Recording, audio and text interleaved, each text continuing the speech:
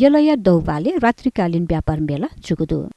यला महानगरपालिकाया वडालिया 16 या महिला समितिया गोसाले मेला जुगु ख मेलाया उलेजा यला महानगरपालिका कार्यवाहक प्रमुख मञ्जली साक्य बस्त्राचार्य यानातेको ख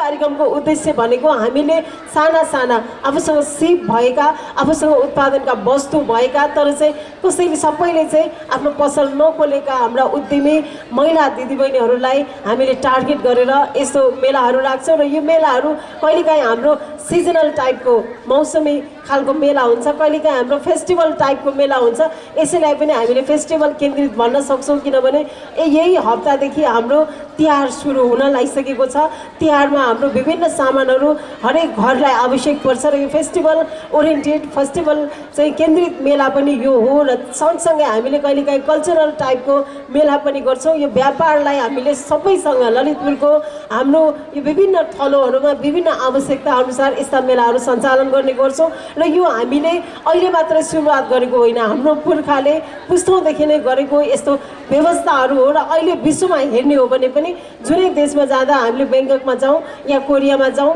या चाइनामा जाउँ यस्ता इभिनिङ मार्केटहरू चाहिँ धेरै जसो सबै कन्ट्रीहरूले नै सञ्चालन गर्छ। यो मेलाहरू हामीले मात्रै यसरी सञ्चालन गर्न थालेको होइन, हाम्रो पुस्ताले पनि गर्थ्यो र विभिन्न देशमा पनि म अस्ति भर्खरै 2-3 महिना अगाडि छिन्दाओ सिटीमा गएको थिएँ। यस्तै एकदमै त्यो क्राउडी एकदमै भिडभाड, त्यहाँ पर्यटकहरू जान्छ, समुद्र हेर्छ अनि बाहिर राति आएर चाहिँ उहाँहरूको स्याटरडे र सन्डे चाहिँ यसरी नाइट मार्केट चल्छ। झन्डै राति 11-12 बजीसम्म बाहिर फुटपाथमै पसल पनि त्यही सामान किन्ने पनि खाने पनि सबै गरेर चाहिँ बाटोहरू सबै लक गरेर मेन रोडमै त्यसरी जापानमा होस् सबैतिर चाहिँ यस्तो मार्केटहरूको प्रचलन चाहिँ छ। किनभने सबैले ठुल्ठुलो मार्टहरू ठुल्ठुलो कम्प्लेक्सहरूमा बिक्री गर्न पनि सक्दैनन् र खरिद गर्न पनि सक्दैनन् किनभने खरिदकर्ताहरू पनि निम्न वर्गका पनि हुन्छन्। उहाँहरूले सस्तोमा आफ्नो उपभोग्य सामानहरू खरिद गर्न पनि चाहनुहुन्छ र यो मार्केट भनेको त्यसै गरी निम्न आय भएकाहरूले खरिद गर्न पनि सकोस्, उपभोग गर्न पनि सकोस् र उत्पादित वस्तुहरू बजारसम्म र उपभोक्तासम्म पुगोस् भन्ने पनि हाम्रो उद्देश्य र आशय रहेको छ। त्यसकारण यस्ता मेलाहरू ललितपुर महानगरपालिकाले विभिन्न थलोहरूमा यो अलिकति चाहिँ निरन्तरता रूपमा यो सदैव चल्ने खालकै हुनुपर्ने हो, तर हामीले चाहिँ 3 महिनामा 6 महिनामा कतिपय वडामा वर्ष दिनमा एकचोटि मात्रै गरेका छौँ। यो एउटा सिस्टममा आइसकेपछि कतिपय ठाउँहरूलाई चाहिँ हामीले रेगुलर रूपमै विकली चलाउने गरी व्यवस्था पनि गर्दै नै जानेछौँ भन्ने पनि यहाँहरूलाई प्रतिबद्धता व्यक्त गर्न चाहन्छु। ललितपुर महानगरपालिका 16 वडा आफैमा पनि एउटा ललितपुरको केन्द्रबिन्दुमा रहेको एउटा मुटु भन्छौँ हामी। ललितपुर महानगरपालिकाको मुटु हामी भन्छौँ, जुन स्थानमा विश्व सम्पदा सूचीकृत दरबार क्षेत्र लगायत विभिन्न बहीहरू छ, विभिन्न संस्कृति पर्वहरू छन्, विभिन्न किसिमको पर्यटनको सम्भावनाका विकासका स्थलगत क्षेत्रहरू छन् र यस्तै किसिमको हस्तकलाको कलाग्रामको रूपमा पनि हामीले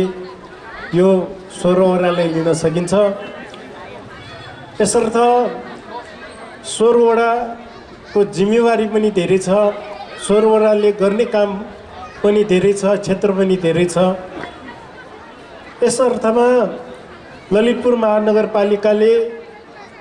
धेरै विषयवस्तुहरूमा कामहरू गर्दै आएको छ, चाहे त्यो सांस्कृतिक क्षेत्रमा होस्, चाहे पर्यटन क्षेत्रमा होस्, चाहे पूर्वाधार विकासको क्षेत्रमा होस्, चाहे चाहिँ महिला बालबालिका वृद्ध अशक्त अपाङ्ग युवा महिला जस्ता स्वास्थ्य शिक्षा हरेक क्षेत्रमा आफ्नो उद्देश्य अनुरूप आफ्नो क्षेत्र र यो भौगोलिक परिस्थिति अनुसार गर्नुपर्ने कार्यहरू गर्दै आएको छ। जसमध्ये हामीले गरेको कार्यहरूमध्ये एउटा थालनीको रूपमा अब ललितपुर महानगरपालिकाभित्र रात्रि बजारको व्यवस्थापन गर्नु अनिवार्य रूपमा सञ्चालन गर्नुपर्ने, यसलाई स्थायी रूपमा व्यवस्थापन गर्नुपर्ने अवस्था देखिसकेको अवस्थामा अब यसलाई चाहिँ सुरुवात किन नगर्ने भन्ने हाम्रो सोचले अब रात्रिकालीन बजारको व्यवस्थापनको लागि स्वरवडाले गएको असार महिनामा यही 11 र 12 गते नै भएको थियो। नागवालमा रात्रिकालीन बजारको एउटा शुभारम्भ श्री गणेशाय नमः हामीले गऱ्यौँ। त्यो बेला पनि ललितपुर महानगरपालिकाको महिला समिति छ, त्यो समितिको अगुवाईमा एउटा सक्रियतामा एउटा राम्रो व्यवस्थापनको रूपमा त्यहाँ सम्पन्न भयो।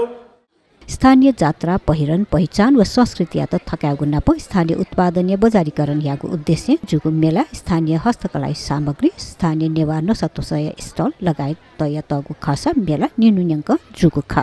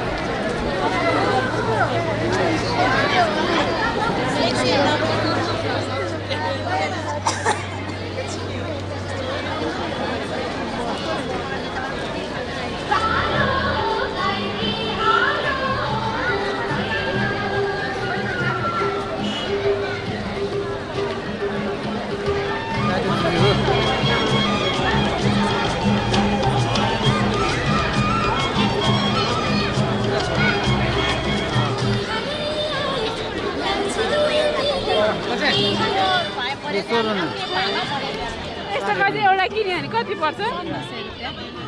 टिकटकमा 1400 भने अरे 500 वाला किन्यो भने 100 पिस मात्र गर्न लाग्यो नि त्यो बजारको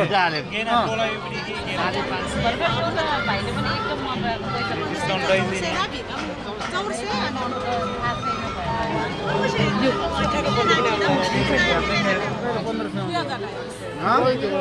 चाको ग्लास तल राख 12 11 इन्ची 9 इन्ची त्यो मोमोको दिनमा राखेर